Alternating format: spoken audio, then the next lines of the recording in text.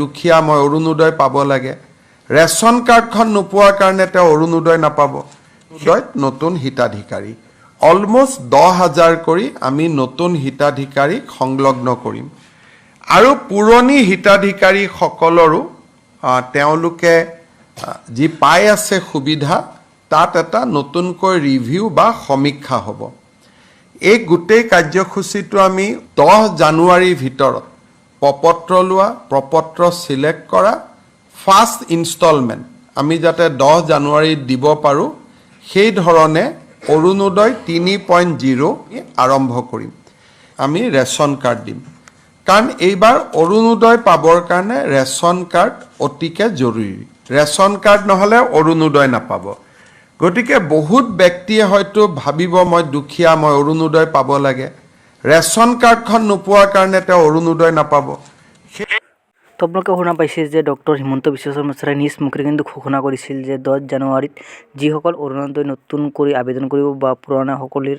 এটা সাৰ্ভে আৰম্ভ হ'ব তো গাঁও সভাত যিসকলে আবেদন কৰিছে সেই আবেদন কৰা সকলোৱে কিন্তু এই 10 জানুৱাৰীৰ ভিতৰত মানে সিলেকশ্যন কৰাৰ কথা আছিল কিন্তু এতিয়ালৈকে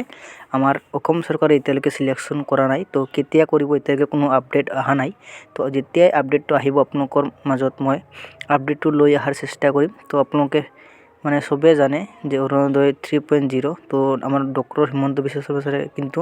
নিজ মুখেৰে ঘোষণা কৰিছিল আৰু কাৰ নতুন ৰেচন কাৰ্ড এতিয়ালৈকে লাভ কৰা নাই যদি আপোনালোকে লাভ কৰা নাই তেনেহ'লে কমেণ্টত জনাব যে মই ৰেচন কাৰ্ড লাভ কৰা নাই তো নিশ্চয় আপোনালোকক এটা হেল্প কৰাৰ চেষ্টা কৰিম আৰু যিসকলে আবেদন কৰি পোৱা নাই এতিয়ালৈকে ৰেচন কাৰ্ড সেইসকল মানুহৰ বাবে ভাল কথা তো আপোনালোকে আবেদন কৰিব পাৰিব আবেদন প্ৰক্ৰিয়া চলি আছে আপোনালোকে আবেদন কৰিব পাৰিব তো অনলাইনৰ মাধ্যমত আবেদন কৰিব পাৰিব বা আপোনালোকৰ ৰেচন কাৰ্ডৰ ডিলাৰৰ সমূহৰ লগতো যোগাযোগ কৰি কিনে আপোনালোকে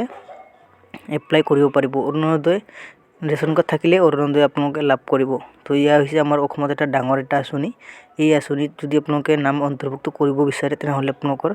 ৰেচন কাৰ্ডটো থকাটো বাধ্যতামূলক হয় ৰেচন কাৰ্ড থাকিলে আপোনালোকে অৰুণোদয় 100% আপোনালোকৰ অৰুণোদয় আঁচনিটো লাভ কৰিব তো এইবাৰে আপোনালোকৰ লাষ্ট চান্স যদি এইবাৰ আপোনালোকে এপ্লাই কৰিব নোৱাৰে তেনেহ'লে কিন্তু আপোনালোকে 5-10 বছৰৰ ভিতৰতো কিন্তু আপোনালোকে অৰুণোদয় আঁচনিখন লাভ কৰিব নোৱাৰিব তো ইয়া আছিল আপোনালোকৰ মাজত মানে কথাটো আপোনালোকক জনাই দিয়াটো